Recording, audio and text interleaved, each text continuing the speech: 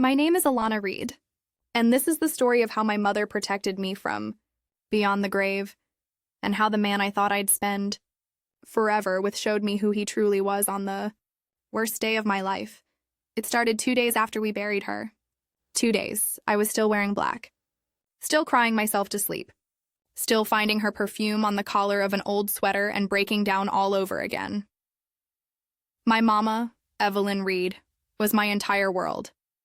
My father passed when I was 8, and from that moment on, she was everything. Both parents, my teacher, my best friend, my compass. She worked double shifts at the post office and cleaned offices at night to keep a roof over our heads. She never complained. Not once. She always used to say, "Baby, hard times build strong women. Don't you ever forget that." But I did forget, at least for a while, because when I met Derek Barnes, I thought I didn't need to be strong anymore. He was charming, smooth-talking, always dressed like he stepped out of a catalog. He told me I deserved the world, and I believed him. We got married when I was 24, young, in love, and sure we were going to conquer life together. Mama had her doubts. I saw it in her eyes on our wedding day. She smiled, but her smile didn't reach her eyes. There was something she saw in him that I couldn't, or wouldn't. For a few years, life was good. Or at least I thought it was. Derek had a decent job in real estate. I taught second grade at a small public school in Atlanta. We had a cozy house, 2 cars, and a dog we named Milo. Then Derek started changing. It began small. Comments about how teachers don't make much, about how we should be living better than we were. Then came the long drives through the fancy neighborhoods. He'd point at the mansions and say, "One day, baby, one day we'll be up there." But I wasn't chasing mansions. I just wanted peace, love, and maybe a little stability. He wanted more. Always more. 3 months before Mama passed, she was diagnosed with stage 4 pancreatic cancer. It was like a lightning bolt through our lives. She went from healthy and vibrant to frail and fading in what felt like days. I took a leave from school to care for her. Derek didn't like that. Said I was abandoning our marriage. Said she'd had a good life, and that I should let the doctors handle it. That was the first time I looked at him and thought, "Who are you?" But I stayed focused on Mama. She needed me. Those last months with her were the hardest and the holiest. We talked about everything, her childhood, my dad, her regrets, her hopes for me. She told me stories she'd never shared before. And one night, lying in that hospital bed, she made me promise something. "Promise me you'll be strong, Alana," she said, her voice barely above a whisper. "I promise, Mama. Promise me you won't let anyone make you feel small. I promise." She squeezed my hand, weak but firm. "And when the time comes, you listen to Attorney Samuel Carter. You trust him, you hear me?" "Okay, Mama, I hear you." At the time, I thought she was just being cautious. Maybe the meds were making her paranoid. I had no idea she was warning me. Mama passed on a Tuesday morning in late September. I was holding her hand when she took her last breath. Derek wasn't there. Said he couldn't take more time off work. Her funeral was beautiful. The church was packed. The choir sang "His Eye is on the Sparrow," her favorite hymn. People told stories about how she helped them pay rent, watched their kids, prayed with them when they had no one else. I cried through the whole service. And Derek sat beside me, holding my hand, looking like the perfect husband. That illusion lasted exactly one more night. The very next morning, while I sat surrounded by sympathy cards and half-eaten casseroles from church members, Derek came into the bedroom. "Alana," he said, sitting beside me, "we need to talk." I looked up with swollen eyes. "What about?" He took a deep breath. "I think we should separate." At first I thought I'd misheard him. "What?" He looked straight at me, calm, almost cold. "We've been drifting for a while. You've been distant. I think it's time we take a break." I blinked at him, trying to make sense of it. "Derek, my mother just died." "We buried her 2 days ago." "I know," he said, "and I'm sorry. But I've been holding this in for months. I can't keep pretending." And right then, something inside me cracked. He stood up to leave, but before walking out, he said, "You might want to talk to a lawyer too, especially about your mom's estate. I heard she owns some property." You'll need to figure that out. That's when it hit me. He wasn't leaving because he was unhappy. He was leaving because he was waiting. Waiting for Mama to die. Waiting for her money. And in that moment, I finally understood what Mama meant when she said, "Watch for the people who show you who they are when they think they have something to gain." I sat there on the edge of my bed, tears blurring my vision, and whispered to myself, "Okay, Mama, I hear you now." I barely slept that night. Every time I closed my eyes, I saw Mama's face and heard Derek's voice echoing in my head. "You might want to talk to a lawyer about your Mama's estate." It wasn't grief keeping me awake anymore. It was fury. By morning, I felt hollow. I moved through the house like a ghost, surrounded by the leftovers of my mother's life. Her scarves folded neatly on the chair, her Bible still open on the nightstand, her reading glasses beside it. Every corner of the house smelled like her lavender lotion. And now, Derek's greed had tainted even that. Around noon, I remembered what Mama had said. When the time comes, you listen to Attorney Samuel Carter. So I called his office. The receptionist answered on the second ring. "Law Office of Samuel Carter. How may I help you?" I swallowed hard. "This is Alana Reed. My mother was Evelyn Reed. She told me to contact Mr. Carter." There was a pause. Then the receptionist said softly, "Oh, Ms. Reed, Mr. Carter's been expecting your call. He can see you tomorrow morning at 10. Expecting my call?" I hadn't even known I'd make it until that moment. The next morning, I drove downtown to a quiet brick building with ivy climbing the walls. The plaque on the door read, "Carter and Associates, Family and Estate Law." Inside, everything smelled like leather and old books. Samuel Carter stood as I entered his office. Tall, gray-haired, warm brown skin, and kind eyes that reminded me of my grandfather. "Ms. Reed," he said, shaking my hand gently. "Your mother spoke of you often. I'm deeply sorry for your loss." "Thank you," I whispered, trying not to cry again. He gestured for me to sit. "I know this is a hard time, so I'll keep things simple. Your mother came to see me about 6 months ago to update her will and establish a few trusts." 6 months ago? I frowned. "That was before she got sick." He nodded. "Yes, she said she wanted to get her affairs in order, just in case." That was her phrase. "She told me you were her world, and she wanted to be sure you'd always be protected." He opened a folder on his desk and slid a document toward me. "This is the trust agreement she created. It's called a family protection trust. Everything she owned, her house, savings, investment accounts, and insurance policies, is placed in this trust for your sole benefit." I blinked at the numbers. "Mr. Carter, this says nearly $1.6 million. He nodded gently. "Your mother was very wise with money. She invested quietly over the years. Property, stocks, a hospital pension plan. It all adds up." Tears stung my eyes. I'd known she was careful, but I never imagined she'd built that kind of security. Mr. Carter leaned back in his chair. "Now, before we go any further, I need to ask, has Derek mentioned your mother's estate?" My head shot up. "Yes, yesterday. He said we'd have to split everything because we're married." Mr. Carter sighed, as though he'd been expecting that. "Your mother predicted he might say that. In fact, she specifically asked me to structure this trust so that no one, not even a spouse, could touch it." I stared at him.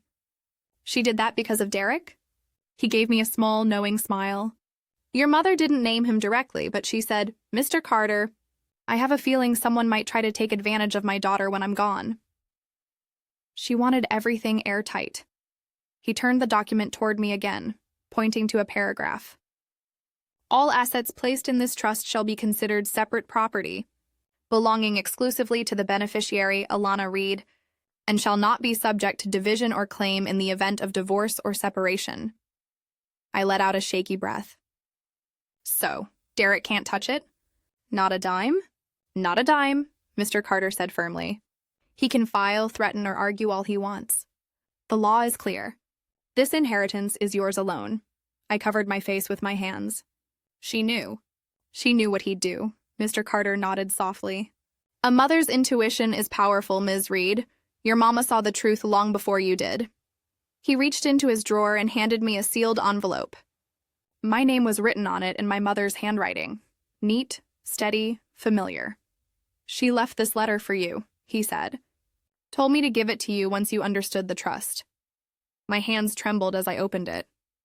"My dearest Alana, if you're reading this, it means I've gone home to the Lord, and I hope you're holding up. I need you to know something. I saw Derek's heart long before you did.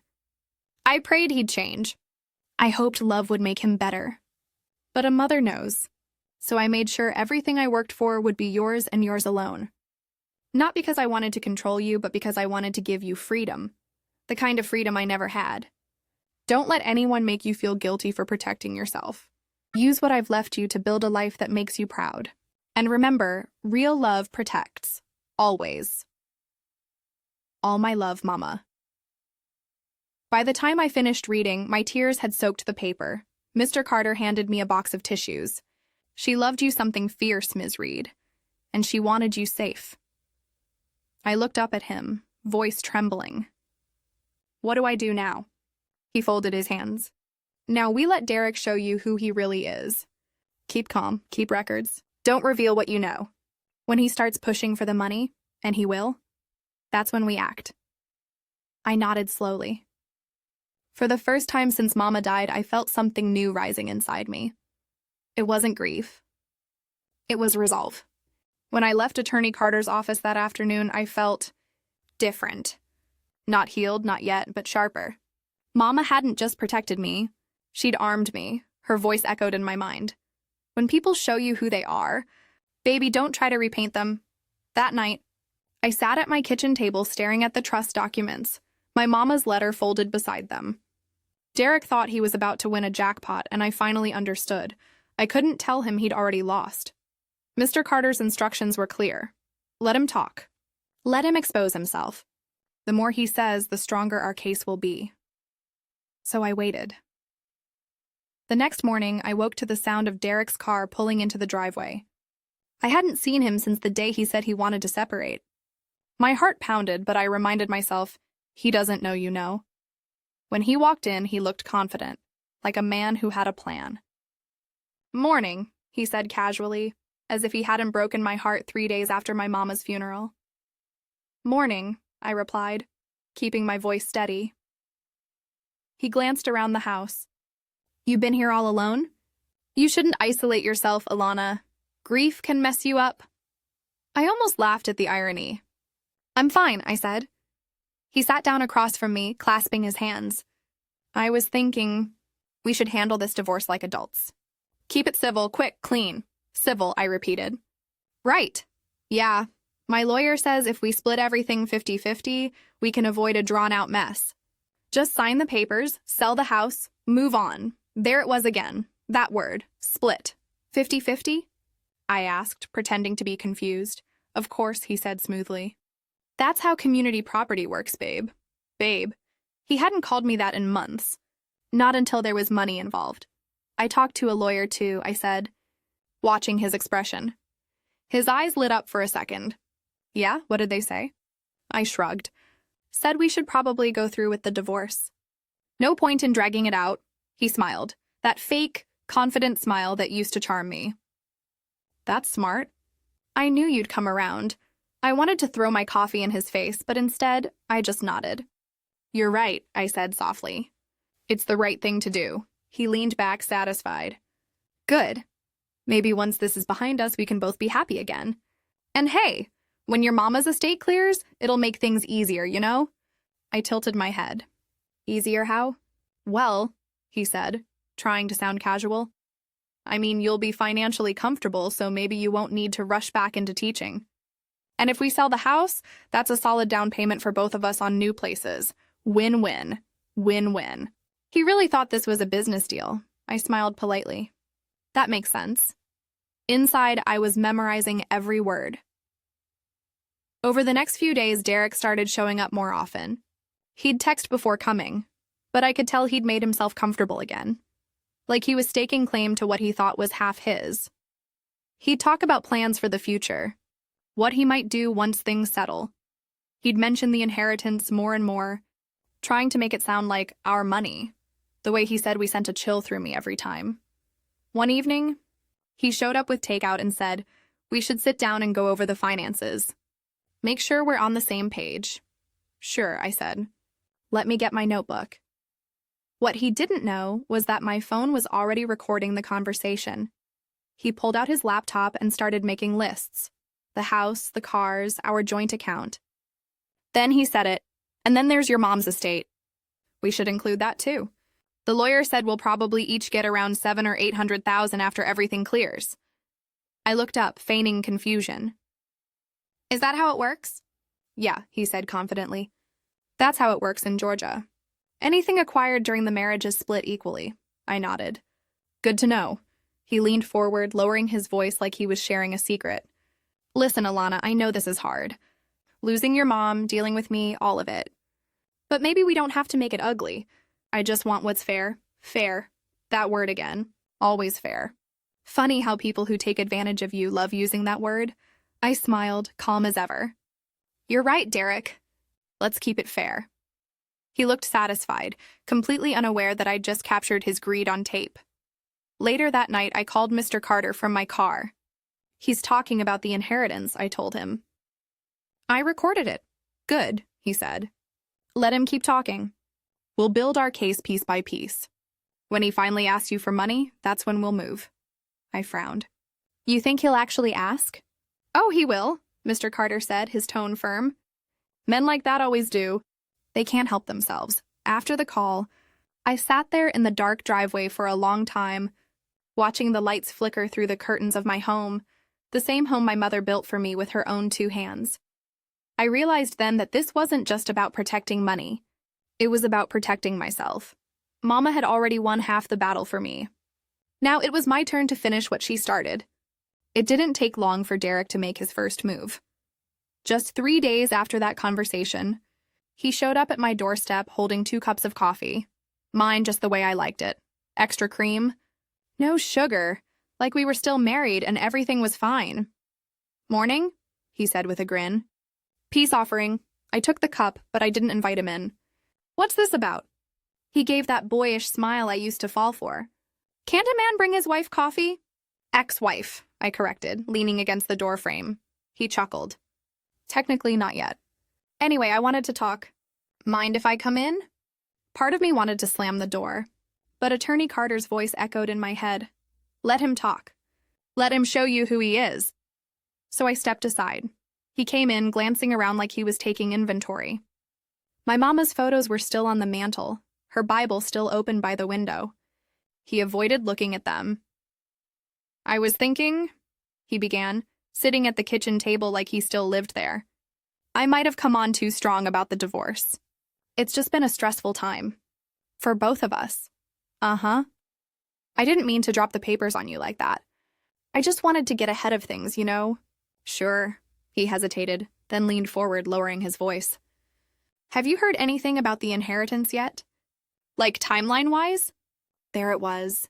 Not even 5 minutes in. I took a sip of coffee to hide my disgust. Attorney Carter said it'll take a few weeks to process. Probate and all that. Few weeks, huh?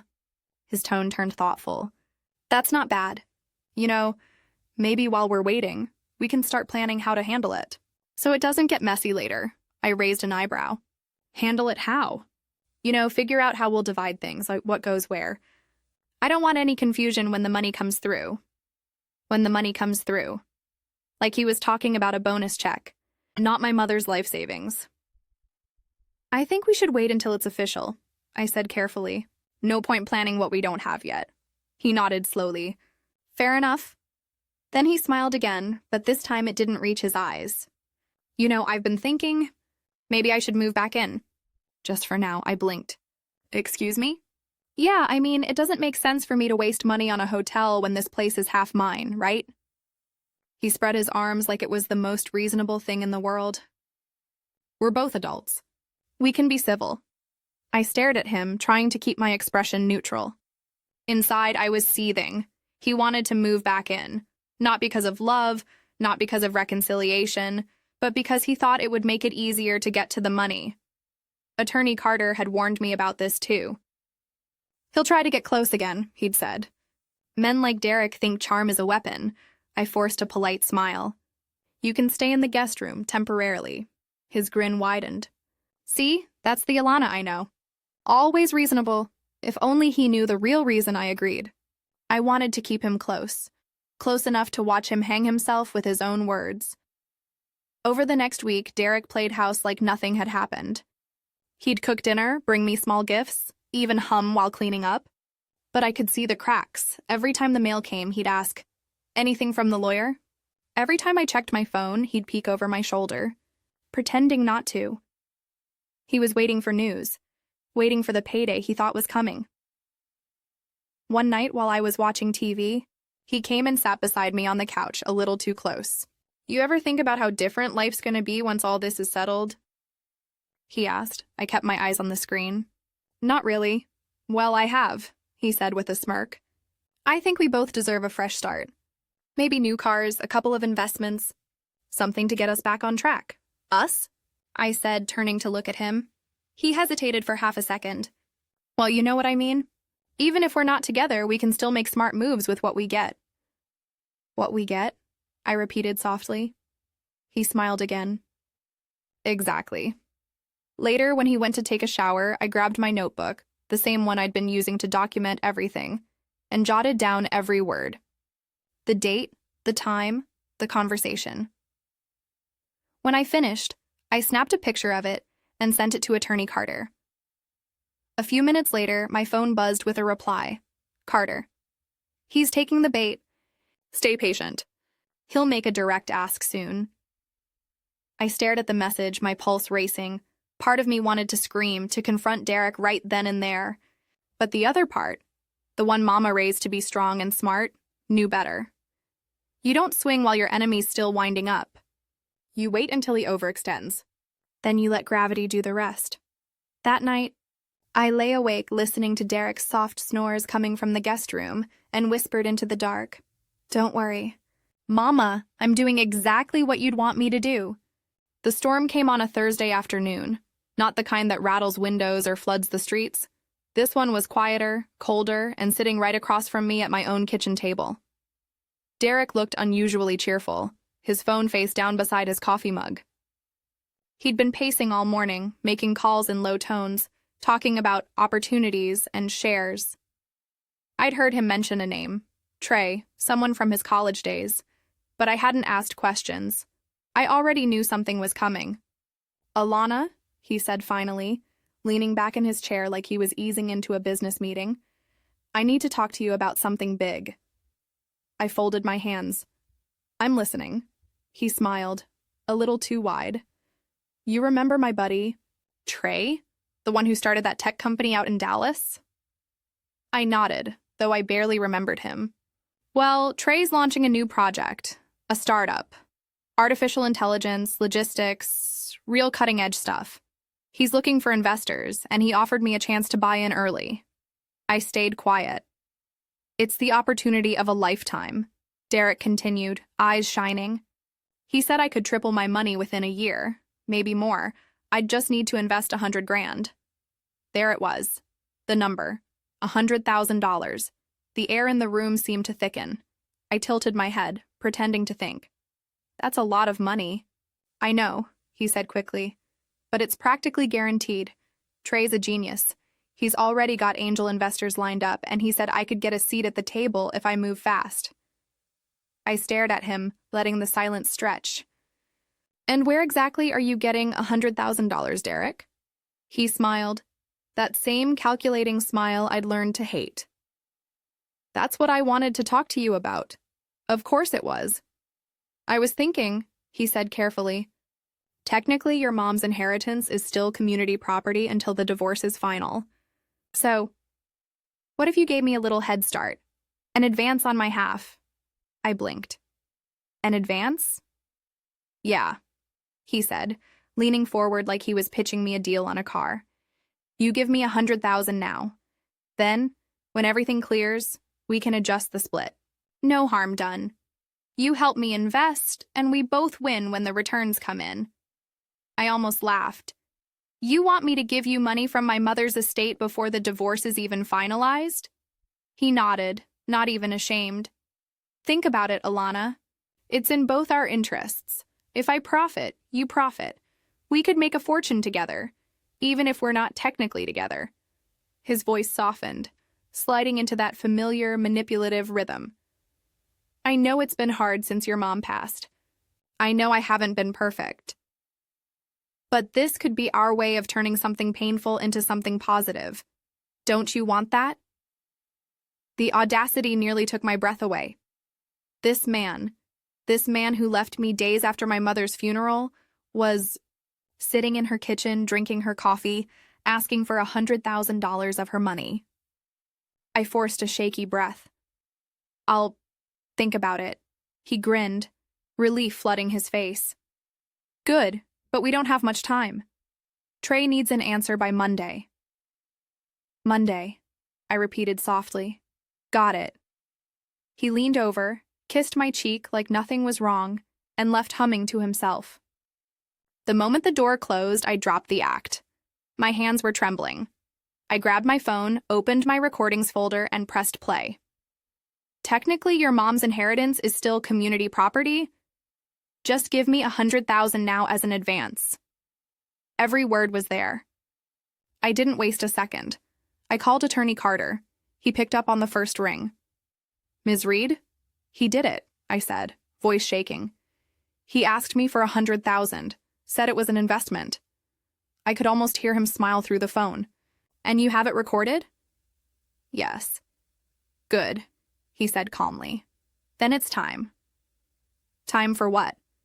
For us to show him exactly how much your mother loved you. I sat down at the kitchen table, clutching my phone like a lifeline.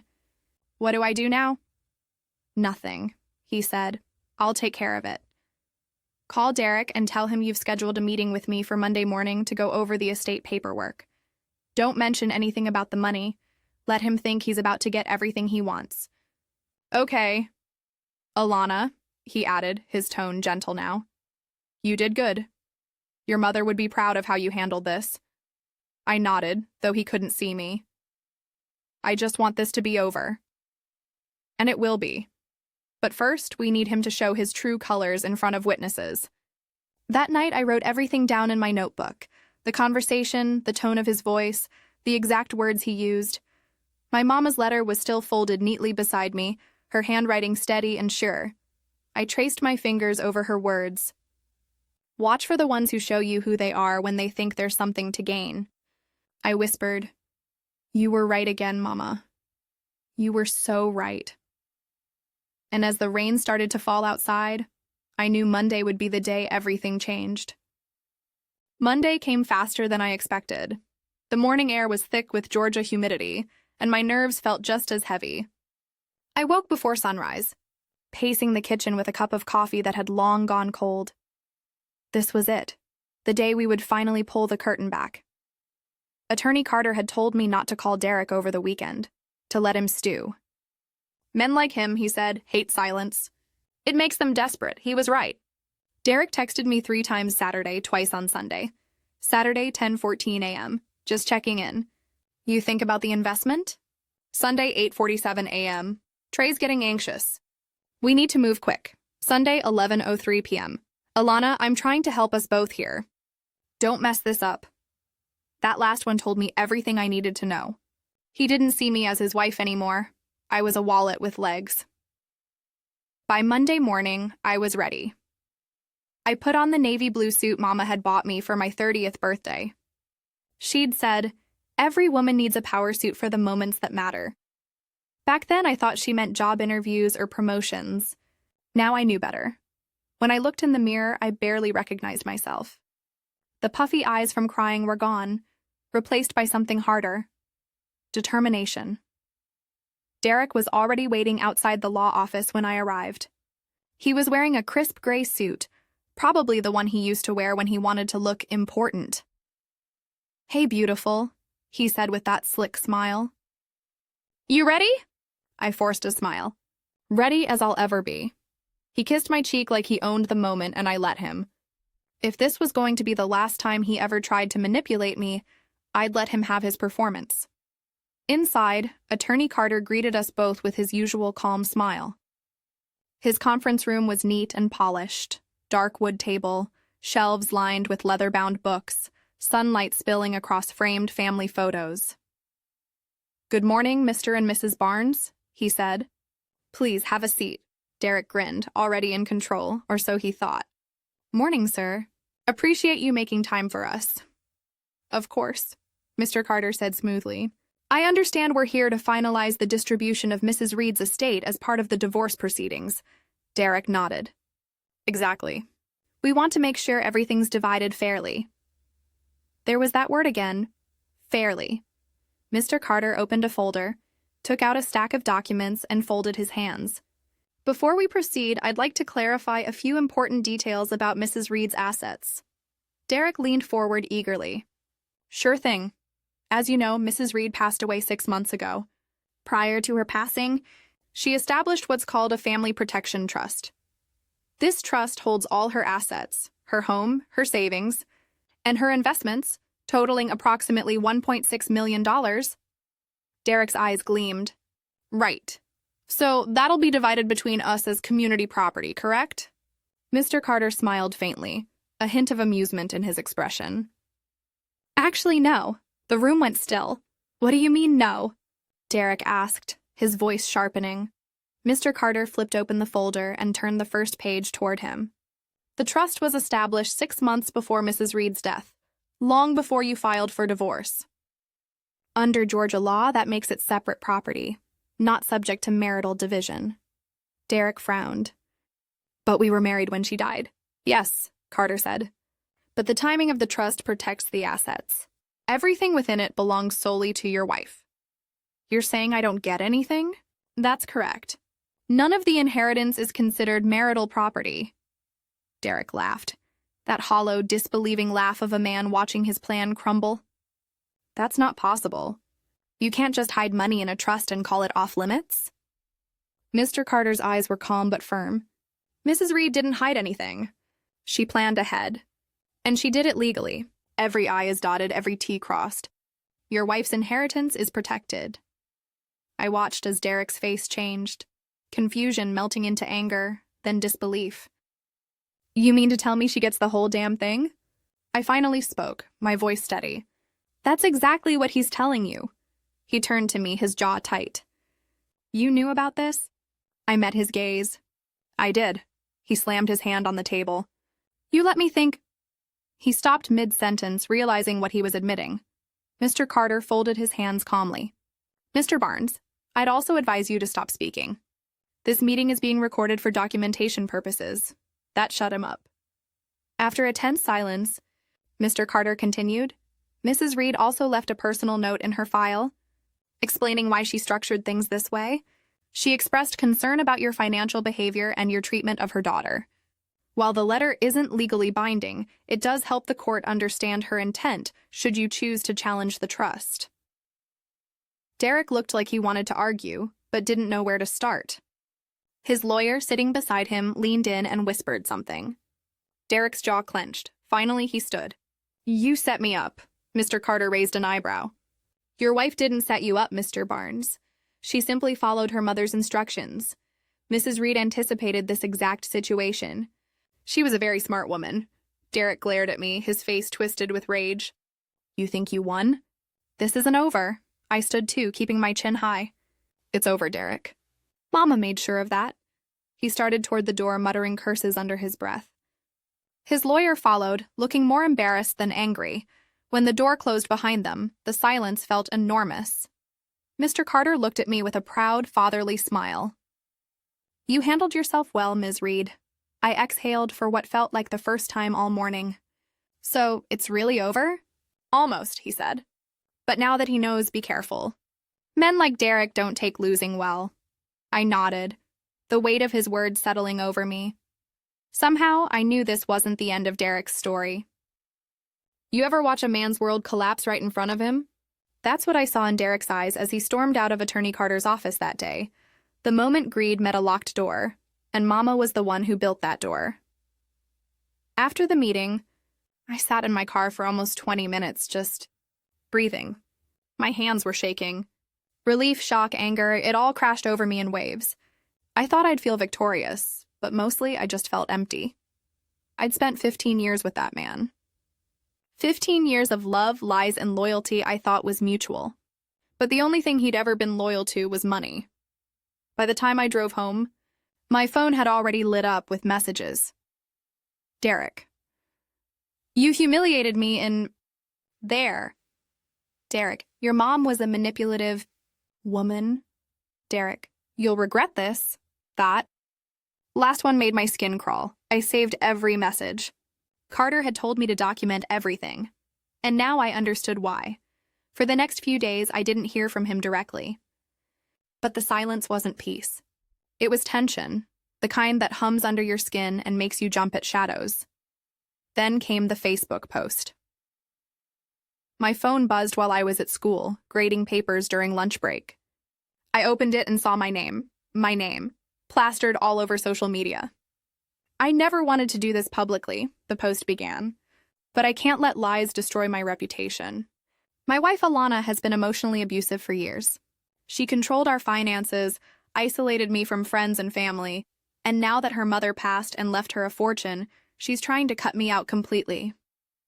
I stood by her through everything, even when she neglected our marriage for months to take care of her mom. But this is how she repays me. By turning everyone against me and hoarding money that should legally be shared. I don't want sympathy. I just want fairness. Fairness. There was that word again. By the time I finished reading, my stomach was in knots. The post had already been shared over 50 times.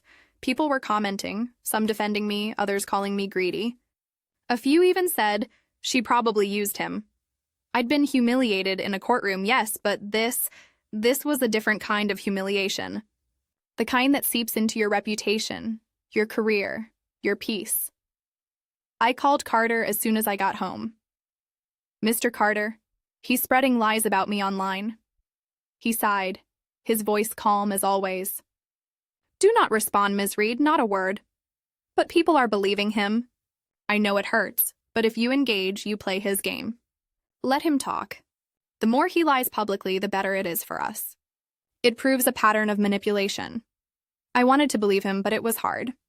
Watching strangers dissect your life from behind a screen is like standing naked in a room full of knives. By that evening, even my principal called. Alana, is everything okay? Someone sent me a link. I felt like I was drowning. That night, I couldn't sleep. I kept rereading the comments until my vision blurred. Finally, I turned off my phone and prayed, really prayed, for strength. The next morning, I decided to go for a run to clear my head. The cool air helped, but when I got back, something felt off. My front door was cracked open. At first, I thought I'd just forgotten to lock it. But when I pushed it open, my heart stopped. The house was a disaster. Couch cushions slashed open, pictures ripped from the wall, drawers dumped out. The words "greedy liar" were spray-painted across my refrigerator in red. I couldn't move. My hands were shaking so badly I dropped my phone the first time I tried to dial 911. When the police arrived, they swept the house. Whoever did this is gone, one officer said. But ma'am, it looks personal. Personal. Yeah, it was personal. I walked through what used to be my safe place, Mama's house, now violated. Her jewelry box smashed, her pearls broken, her Bible torn. The officer asked if anything valuable was missing. No, I said. He didn't take anything, he just destroyed it. They filed a report and took photos. One of the officers asked, "Do you know who might have done this?" I didn't even hesitate. My husband, Derek Barnes. That night, I stayed with my best friend, Kendra. She nearly cried when she saw the photos. He's unhinged, Alana. You can't go back there. I know, I whispered. But I'm not running anymore. I called Carter again, voice trembling.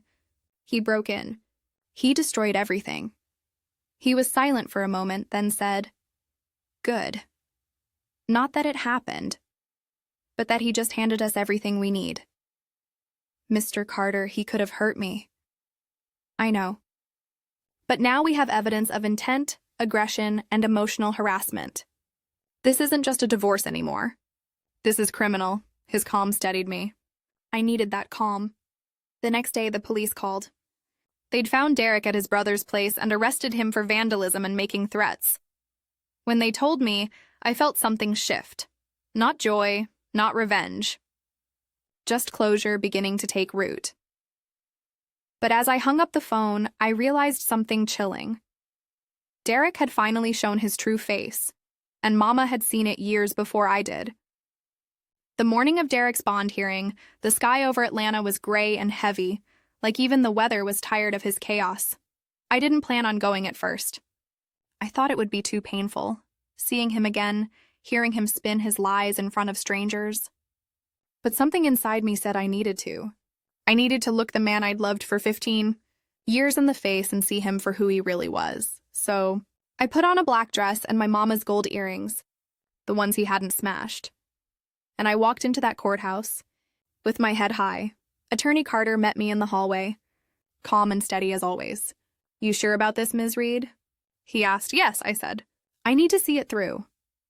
Inside the courtroom, Derek looked nothing like the man who used to charm everyone he met.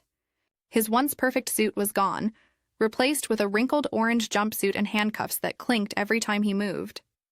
His hair was a mess, and for the first time in years, I saw him without that fake smile. When he saw me, he actually tried to grin, like we were still partners in some secret joke.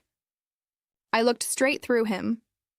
The prosecutor went first, laying out the evidence, the break-in, the destruction of property, the threatening messages.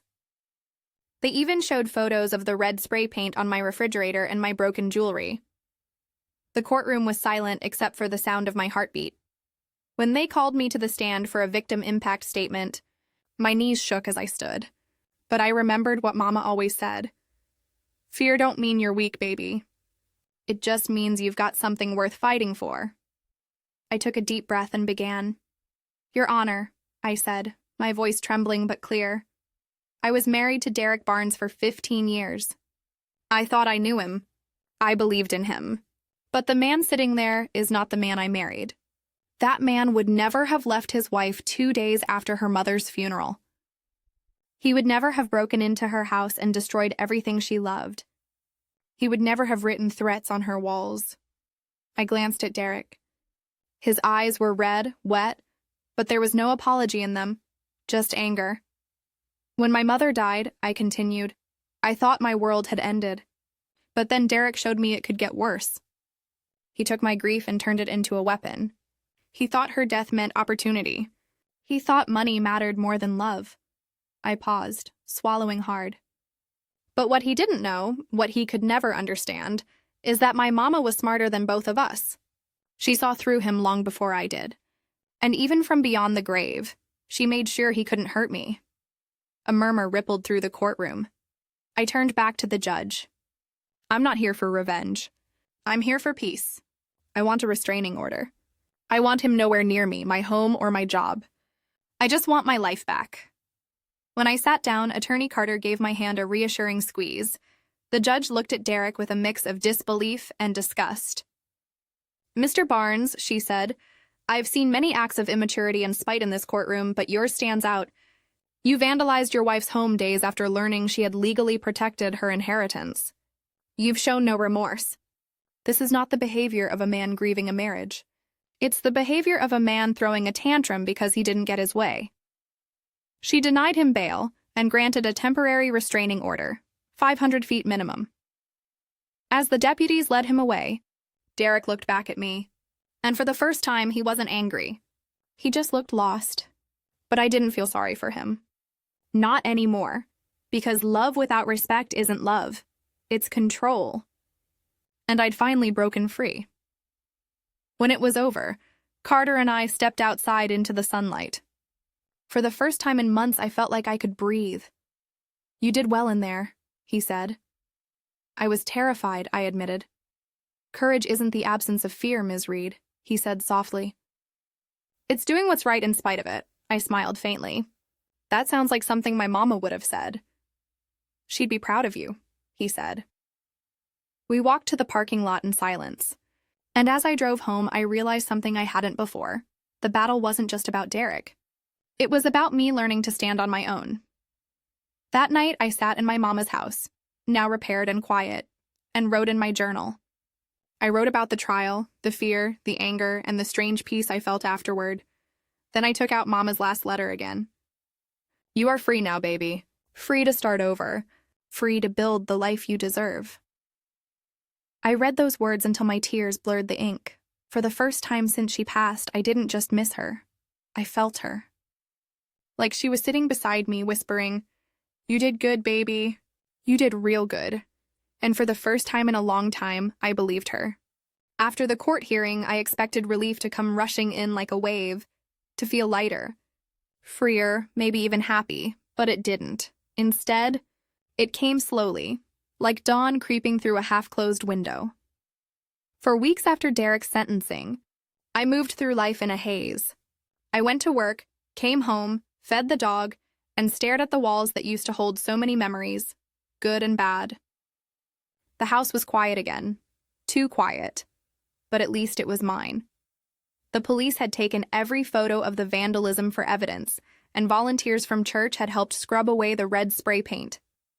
The walls were clean, but sometimes when the light hit just right, I swore I could still see the faint outline of those hateful words, "Greedy liar." I left them there, invisible scars, a reminder of how far I'd come. One Sunday morning, I finally decided to go back to church. I hadn't stepped foot inside since Mama's funeral. The thought of walking through those doors without her had been too much. But that morning, I woke up and felt called. When I walked in, Pastor Lewis spotted me from the pulpit. His face broke into a wide smile. "Well, look who's back home," he said, voice full of warmth.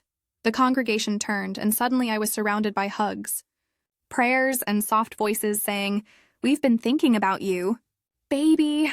I sat in Mama's favorite pew, second row, left side, and for the first time I didn't cry. I listened. I breathed. I felt her spirit in that place. Pastor's sermon that morning was about storms. He said, "Sometimes God doesn't calm the storm. Sometimes he lets the wind blow until you learn how to anchor yourself." Those words stuck with me. Because that was exactly what I'd been doing, learning to anchor myself. After the service, Sister Diane handed me a basket of baked goods. "We know it's been rough," she said softly. "Your mama would be proud of how strong you've been." I smiled. "Thank you." "I think so too." That afternoon, I sat on my porch and started to make a list, not of losses, but of beginnings. Repaint Mama's kitchen, apply for graduate school, take a real vacation. It felt good, writing down things that were for me. I started therapy the following week. My counselor, Dr. Harris, was a soft-spoken woman with sharp eyes and a kind heart. She didn't sugarcoat anything. "The hardest part of healing," she said, "is forgiving yourself for the years you spent trying to fix someone who was never broken, just selfish." I nodded through tears. I thought love meant staying. "It means knowing when to leave," she corrected gently. "And you did. That's growth." Those sessions became my lifeline. Each week, I shed a layer of guilt, of anger, of shame. And underneath all of it, I started to find the woman I'd lost somewhere in the middle of marriage and survival. One evening after therapy, I found an old shoebox in Mama's closet.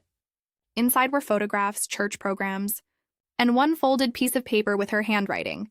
"Dream list for Alana." It was dated 3 years before she passed. Her list read, "Visit Paris, go back to school, start a scholarship in her name, fall in love with life again." Tears filled my eyes. Even in her private notes, Mama was still thinking about me. I decided right then to finish her list. The next month, I applied for a master's program in education. When I got the acceptance email, I sat on the floor and laughed through my tears.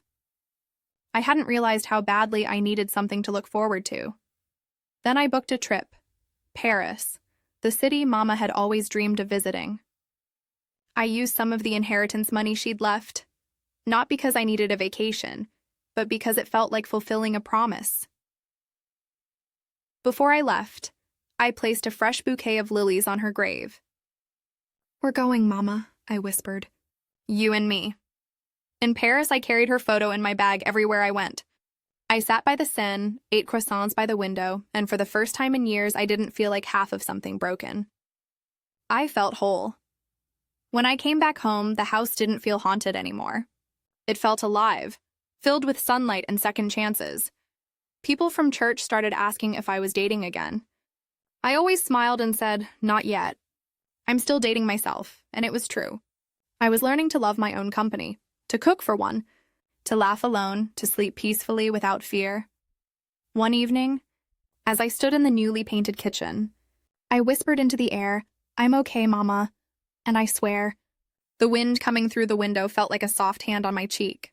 I smiled, because I knew what she'd say if she were there.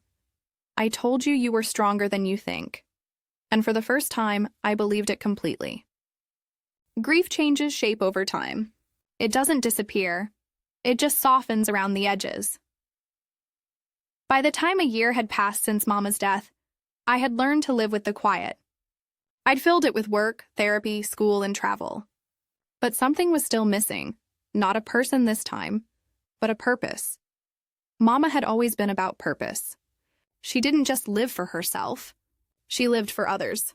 She'd volunteer at the food pantry, donate to the school choir, help neighbors with rent when they were struggling. That was who she was, steady, giving, selfless. And one evening, while grading homework and sipping tea at the kitchen table, I realized exactly what I needed to do. I was going to turn her love into something that lived on. I called it the Evelyn Reed Scholarship Fund. The idea came together in a single breath. A fund to help students from our community afford college. Just like Mama had worked herself to the bone to send me. She never made more than enough to scrape by, but she believed education was a way out of struggle. I wanted to give that to someone else. The next morning, I called Attorney Carter. "I need your help with something," I said. He chuckled. "I was wondering when you'd say that. What are we building this time?" "A scholarship fund," I said proudly, in Mama's name. I wanted to help students who remind me of her. Hardworking, kind, never afraid of a challenge. There was a pause on the line. Then he said softly, "She'd love that, Alana. She really would." Over the next few months, we worked on the paperwork, setting up the nonprofit, establishing criteria, creating an account for donations. Carter guided me through every detail like he was helping his own daughter. When everything was finalized, I announced the scholarship at church one Sunday. Pastor Lewis let me speak after service. My hands were shaking as I stepped up to the microphone, looking out at the faces that had prayed for me through every storm. "Most of you knew my mother, Evelyn Reed," I began. "You knew her as a woman of faith, of service, and of strength. She raised me alone after my father passed, and she made sure I never forgot where I came from. When she left this world, she didn't just leave me memories. She left me a mission. And now I want to pass that mission forward." I told them about the scholarship, about how it would pay for books, tuition, and even living expenses for students in need. "Mama believed that love isn't just words, it's action," I said, my voice trembling. "And this is my action. This is my way of saying thank you." When I finished, the church erupted in applause. Some people were crying. Sister Diane stood up and shouted, "Hallelujah! Evelyn would be shouting right now." That day, the offering plate overflowed with donations. Not because people were rich, but because they loved her. Over the next few months, the fund grew faster than I could have dreamed. Local businesses contributed. Former students of mine donated. Even strangers who'd read about Mama's story online sent checks and letters saying how she inspired them. The first recipient was a girl named Jada Miller.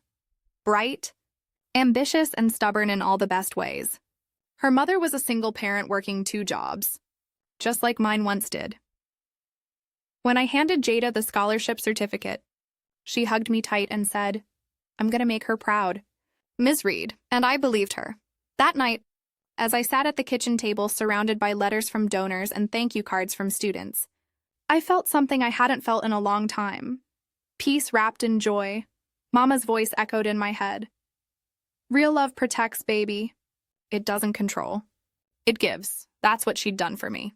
Protected me, even from beyond the grave. And now I was doing the same, passing that protection on to the next generation. A few weeks later, Pastor Lewis asked if I'd speak at the Women's Empowerment Luncheon. "Your story needs to be heard," he said. I hesitated. "I'm not much of a speaker," he smiled. "You don't need to be. Just tell the truth." So I did. That day, I stood before a room full of women, mothers, daughters, sisters, and survivors, and told them about Mama. about how she saw danger I couldn't see, about how she protected me even when I didn't know I needed it, and how love can still move mountains after death. There are two kinds of love, I told them. The kind that comforts you and the kind that challenges you. My mama gave me both. She taught me that sometimes protecting someone means preparing them for the battles they don't even know are coming. When I finished, the room was silent for a moment, and then came the sound of applause. Not loud or forced, but warm, real. Afterward, a woman about my age came up to me in tears. "I left my husband last month," she said quietly. "He was just like yours. Hearing you talk, it made me believe I can make it too." I hugged her tight. "You can," I said, "and you will." That night, when I got home, I lit a candle by Mama's photo. The house glowed with soft golden light. "You see, Mama?" I whispered. "Your love didn't end with me. It's still working." And for the first time, I didn't just feel her presence, I felt her pride. I thought I'd learned everything there was to know about my mother, her wisdom, her sacrifices, her fierce kind of love that reached beyond the grave. But life has a way of reminding you that even the people you think you know best can still hold secrets. Not out of deceit, but out of protection. It started one quiet Saturday morning, almost a year and a half after I'd started the Evelyn Reed Scholarship Fund. I was sitting at the kitchen table, sorting through mail, bills, bank statements, a few thank you letters from students, when I came across a small manila envelope addressed in neat handwriting, from the law office of Samuel Carter. At first, I panicked. I thought maybe there had been a legal issue with the scholarship or something wrong with the trust. My stomach flipped as I tore it open. Inside was a single letter and a smaller, sealed envelope marked, "Private and for Alana's eyes only." The accompanying note from Attorney Carter read, "Ms. Reed, your mother left this final letter in my safekeeping, to be delivered on the 2-year anniversary of her passing. She asked that I give it to you only when I felt you were ready. I believe you are now. With respect, Samuel Carter." My hands trembled as I opened the envelope. Inside was a letter in Mama's handwriting, steady, looping cursive, the kind she used for grocery lists and Christmas cards. "My dearest Alana, if you're reading this, you've already walked through the fire and come out the other side. I'm so proud of you, baby. I know how hard it was to let go, to rebuild, to forgive yourself for what wasn't your fault." I paused, tears already threatening to spill. "There's one more thing I need you to know, something I never told you while I was alive. Years ago, before your father died, he made some bad financial decisions. Investments that nearly cost us everything. I didn't want to burden you with that when you were little, but it's the reason I worked so hard, the reason I was so protective of what I built. It taught me that love and money can never mix without trouble. And when I saw that same hunger in Derek, I knew I couldn't let history repeat itself." I gasped softly.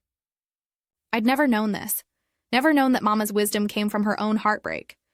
I met with Mr. Carter for the first time back then, to make sure I could rebuild from the damage your daddy left behind.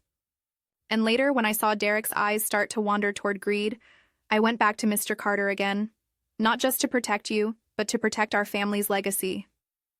What I built wasn't just wealth, baby. It was a safety net, a wall, a gift of freedom. The same kind of freedom I wish someone had given me. I could barely keep reading through my tears. Please don't ever feel guilty for what I did. You earned that peace. You've turned pain into purpose, and that's all I ever wanted for you. But there's one more thing, baby girl, and this is important. Don't let your heart harden. Not everyone who comes after Derek will be like him. Keep your heart open, even if it scares you.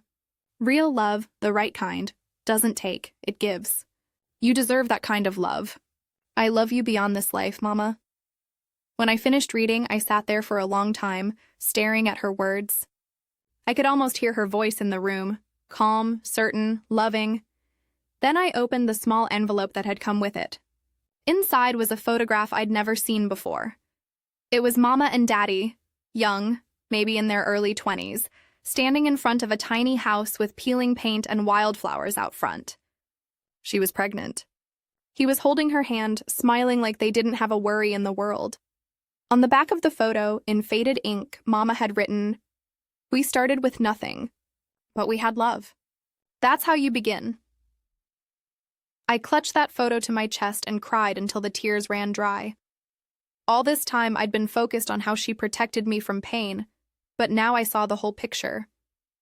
She hadn't just been guarding me from greed, she'd been teaching me the value of love that isn't attached to things. That afternoon, I drove out to the cemetery with the letter and the photo. The sky was overcast, the air thick with the smell of rain. I sat by her grave and read the letter out loud, my voice breaking halfway through. When I finished, I looked down at her name carved in stone and whispered, "You don't have to worry anymore, Mama, I get it now. You weren't just protecting me from Derek. You were preparing me for life." The wind picked up, carrying the faintest scent of lavender, her scent, and for a moment, I could have sworn I heard her laugh. As I drove home, I realized the most beautiful part of Mama's love wasn't the trust or the inheritance. It was that she never stopped teaching me, even after she was gone. And in that moment, I understood something deeper. Her story wasn't finished. Because I was still living it. Starting over isn't something that happens overnight. It's quiet, gradual, a steady hum of small choices that one day add up to a new life. That's where I found myself 2 years after everything. After Mama's passing. After the court hearings.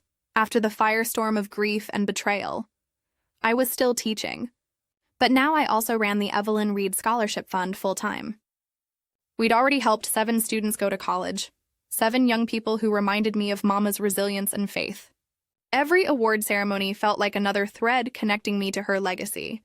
But this episode of my life wasn't about endings anymore. It was about beginnings. One evening, I was at a community education conference in downtown Atlanta. I'd just finished a panel discussion about the importance of mentoring young women, and I was standing by the refreshment table sipping lemonade when someone approached me. "Excuse me," he said.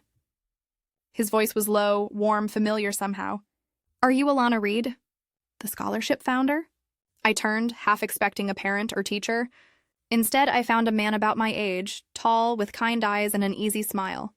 "I am," I said cautiously. "And you are?" "Marcus Lane," he said, extending a hand. "Principal at Greenbrier High. We met briefly last year at the Educators Gala, but I don't think we had a chance to talk." I shook his hand. "Right, yes. I remember," he smiled. "Your speech tonight, it hit home. Especially the part about how strength and softness can coexist. My mom always said that too. Something about the way he said it, gentle, not rehearsed, caught me off guard. I'd spent years keeping walls up, measuring every conversation, scanning for red flags. But Marcus's presence felt different, grounded, safe. We talked for nearly an hour about students, community programs, and how hard it was to stay optimistic in an education system that often failed the kids who needed it most. When he asked if I wanted to collaborate on a mentorship initiative, I said yes before my cautious side could intervene. "Perfect," he said with a grin. "I'll email you. But only if you promise not to grade me too harshly on my proposal." I laughed, the sound startling even me. I hadn't laughed like that with a man in years. Over the next few weeks, Marcus and I started working together. The project, a joint mentorship program for underprivileged students, turned into long meetings, coffee shop brainstorms, and late-night phone calls. We talked about everything, from career goals to family to faith. He never pushed, never pried. Just listened. And when I mentioned my mother, he didn't flinch or change the subject. He said, "Sounds like she was the kind of woman who leaves a mark on everyone she touched." "She was," I said softly. "She still is." The truth was, part of me felt guilty for even enjoying those conversations. Love had burned me before. I wasn't sure I wanted to touch the flame again. But one night, after a long planning session at the cafe as we packed up our papers, Marcus looked at me and said, "Can I tell you something?" I hesitated. "Sure." "I used to think healing meant forgetting what hurt you," he said. "But lately I've realized it means remembering without letting it own you." That sentence, simple, quiet, went straight to my heart, because that's exactly what Mama had wanted for me. To remember, not to relive. A few weeks later, the mentorship program officially launched. Dozens of students signed up, and we hosted our first workshop at Greenbrier High. Watching those kids laugh, learn, and open up made me realize something.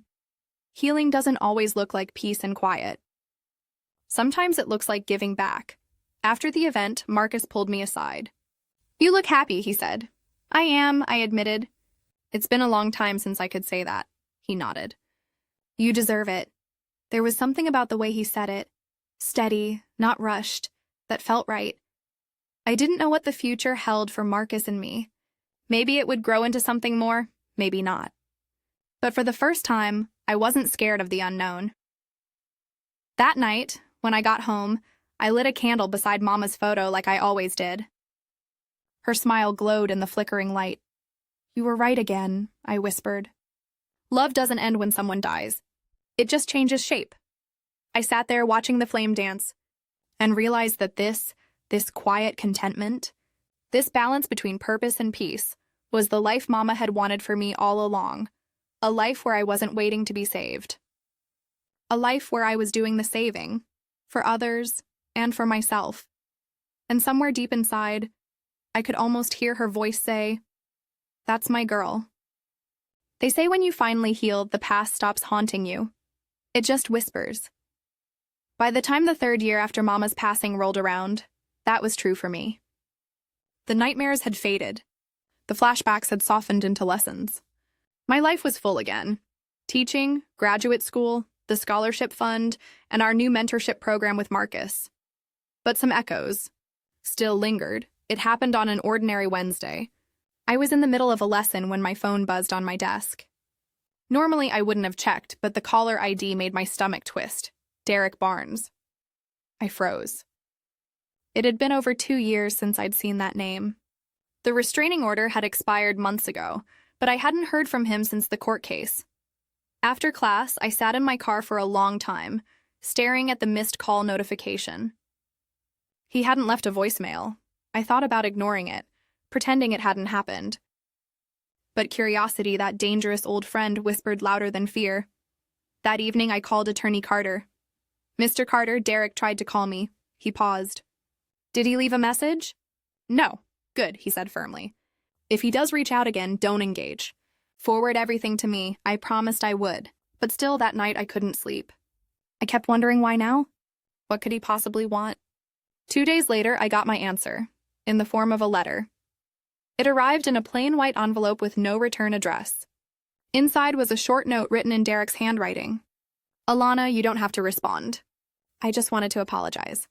I'm not asking for forgiveness. I know I don't deserve it. I've been in counseling.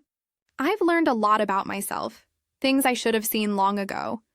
I was wrong to treat you the way I did. I ruined the best thing I ever had because I couldn't see past my own pride. I heard about the scholarship in your mother's name. It's incredible. You turned pain into something beautiful. I mean it when I say I'm proud of you. I just wanted you to know that." Derek, I read it twice, waiting for the anger to rise. But it didn't. I felt nothing. Not hate, not sorrow, not pity. Just a kind of peace, like reading the final chapter of a book I'd already closed. I folded the letter neatly, put it in an old file box with court papers, and locked it away. That part of my life no longer needed space in my heart. That weekend, Marcus and I hosted our first scholarship dinner for the new recipients. It was a small event, just families, teachers, and church members. But the energy in that room was pure light. Halfway through the evening, Pastor Lewis called me up to speak. I stood at the podium, looking out at the faces in the crowd. Students, parents, friends. For a moment, I imagined Mama sitting in the front row, smiling that proud, quiet smile of hers. My mother believed in second chances, I began, not just for others, but for herself. She used to tell me, "Every sunrise is proof that God still believes in you." For a long time, I didn't believe that. But standing here tonight, I do. I told them about the scholarship's growth. 10 students funded, 2 graduates, more to come. I talked about Mama's legacy and the power of love that protects instead of controls. And then I said something I hadn't planned to. I used to think forgiveness was something you give to make someone else feel better. But I've learned it's something you give yourself, to let go of the weight you've been carrying. My mama taught me to be strong, but she also taught me to be free. And I finally understand you can't be both if you're still chained to anger. The room was silent for a heartbeat, and then came soft applause. Not the loud clapping kind, but the tender kind that says we see you. When I stepped down, Marcus was waiting at the bottom of the steps. He handed me a glass of water and smiled. That was powerful, I smiled back. It was honest, he nodded. That's why it mattered. Later that night, after everyone had gone home, Marcus stayed to help me clean up. We were stacking chairs when he said quietly, "You ever think about letting yourself love again?" I paused. I think about it. "I'm just not rushing it," he smiled. "Good, the right kind of love doesn't rush you. It meets you where you are." There was something in his voice, gentle, steady, that felt familiar. Like safety. For the first time in years, I didn't feel the need to protect my heart. I just let the moment be what it was. Calm, full, promising. That night, when I got home, I opened Mama's last letter again, the one about keeping my heart open. I read that line over and over. Don't let your heart harden, baby. Keep it open. Real love gives. I smiled, set the letter down beside her photo, and whispered, "I'm trying. Mama, I really am." The candle beside her flickered, and in the warm glow, I felt something deep in my soul. Not pain, not longing, but peace. The past had finally become what it was always meant to be. A lesson, not a home. The 3rd anniversary of Mama's passing came on a Sunday. I woke before sunrise, the house still wrapped in quiet, and sat on the edge of my bed for a long time. I used to dread this day. The memories, the ache, the empty space that felt too big to fill. But that morning, I didn't feel hollow. I felt grateful that she'd been mine. Grateful that she'd loved me so fiercely it reached across the veil between life and death. Grateful that I'd survived long enough to see what that love had built. The sun was just beginning to rise when I drove to the cemetery. The city was still half asleep, empty streets, dew glistening on the grass, the sky painted with soft gold and lavender. When I reached her grave, I sat down beside the headstone and traced her name with my fingertips. Evelyn Reed, beloved mother, teacher, protector. I smiled. "You'd like that title, wouldn't you?" I whispered. "Protector?" I laid down a bouquet of white lilies, her favorite, and unfolded a letter I'd written the night before. "Dear Mama, it's been 3 years since you left, and I still talk to you every day. Sometimes out loud, sometimes in my head, sometimes through the things I do. I used to think losing you would break me forever, but instead it remade me. You didn't just protect me, you prepared me. You saw storms before I could feel the rain. You made sure I had shelter before the wind even blew. Your plan worked, Mama. Derek's gone. The house is mine. The scholarship is thriving. And your name is on the lips of every student who gets a chance at a better life because of you. You're still here, just in a different way. I met someone too. His name's Marcus. He's kind, grounded, patient. Don't worry, I'm taking it slow. I hear you in my head every time he smiles. You'd like him, Mama, you really would. And me, I'm happy. Not perfect, not fixed, but happy. I finally know what it means to live, really live. You were right. Freedom is the greatest inheritance you could have left me. Thank you for everything you gave. The lessons, the love, the strength, and the courage to walk away when I needed to. Thank you for saving me when I didn't even know I needed saving. And thank you for never letting me forget who I am. Your daughter, Alana. I folded the letter neatly, placed it under the bouquet, and sat in silence as the morning breeze rustled through the trees. The cemetery was peaceful. Birds sang. The air smelled like cut grass and rain. And somewhere in that stillness, I swear I felt her beside me, not as a ghost or a memory, but as a presence. Strong, gentle, eternal. I closed my eyes and whispered, "We did it, Mama. We really did it." Later that afternoon, I drove by the community center where we held our scholarship meetings. Inside, the next class of students was already gathered, laughing, planning, dreaming. On the wall hung a large photo of Mama, framed in gold, with a quote underneath, "Real love protects." Evelyn Reed. Every time I saw that photo, something in me steadied.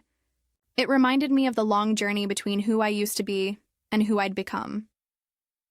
Kendra, my best friend since forever, waved me over. "Girl, come look at this," she said, pointing at the donation wall. A local business had just pledged a large contribution, enough to fund 5 new scholarships. I felt my throat tighten. "She's still working," I whispered. Kendra smiled. "That woman isn't done blessing people. Not by a long shot." We both laughed, and for the first time the laughter didn't carry the ache of loss. It was light, full of joy, the kind of sound Mama would have loved.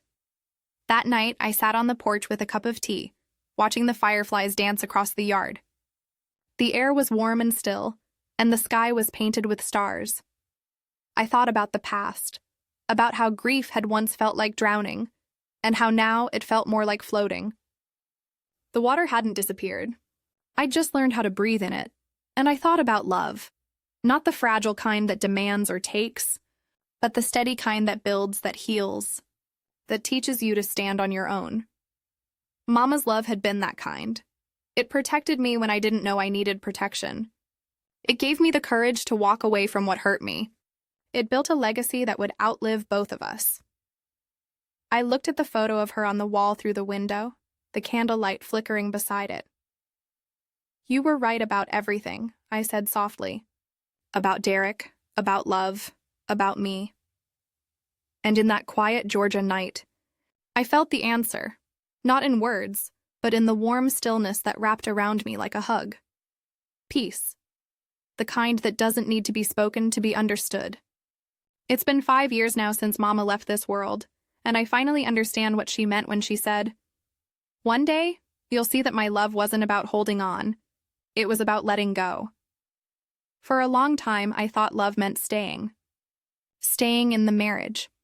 Staying in the pain. Staying in the memories. But now I know that love, real love, sometimes means giving someone the strength to walk away and start again. That's the gift Mama gave me. The gift of freedom. The morning of the 5th anniversary, I woke to sunlight pouring through the kitchen window. The house felt alive, not haunted by the past, but filled with warmth and purpose. The walls that once echoed with pain now held laughter again. On the refrigerator, right where Derek once sprayed those hateful words, hung a photo collage. Smiling students from the Evelyn Reed Scholarship Program. Underneath, I'd placed a plaque that read, "For every dream my mother couldn't chase, may another child chase theirs." It was my favorite thing in the world to look at each morning. The scholarship fund had grown beyond anything I ever imagined. We'd partnered with local colleges, expanded to 3 neighboring counties, and even received a small grant from the state. What started as one woman's act of love had become a movement. Every time a student graduated, I felt like Mama was there, clapping from the front row, proud as ever. That day, I had a special guest for lunch, Marcus. We'd been seeing each other for over a year now. Slowly, carefully, the way 2 people do when they've both known heartbreak. He never tried to replace what I'd lost. He just stood beside me while I rebuilt. When he walked in, holding a bouquet of wildflowers, I smiled. "You know you didn't have to bring those." "I know," he said, setting them on the counter. "But I wanted to. Flowers belong in this house." He started chopping vegetables while I brewed tea, and the quiet rhythm of domestic life filled the room, the kind I used to dream about but never thought I'd have again. As we ate, he said, "You know, you've created something bigger than you realize. That scholarship, it's more than a tribute. It's a promise." I tilted my head. "A promise?" He nodded. "That pain doesn't have to end with pain. That love can echo forward instead of backward." I smiled. "You sound like my mama." He grinned. Then I must be saying something right. After lunch, I drove to the church for the annual scholarship ceremony. The pews were full, students, in caps and gowns, proud parents, community leaders, and members of our congregation. Pastor Lewis gave a beautiful opening prayer, and then it was my turn to speak. I walked up to the podium, the same one where I'd once stood trembling years ago when I could barely say her name without crying. Now, I stood tall, confident, whole. 5 years ago, I began. I thought my world had ended. But what I didn't know was that it was only beginning. My mother's love built this, not just the scholarship fund, but this room, this community, this family we've all created. I paused, looking at the faces in front of me, students who'd once doubted themselves, now stepping into the world with courage. She taught me that love doesn't stop when life does.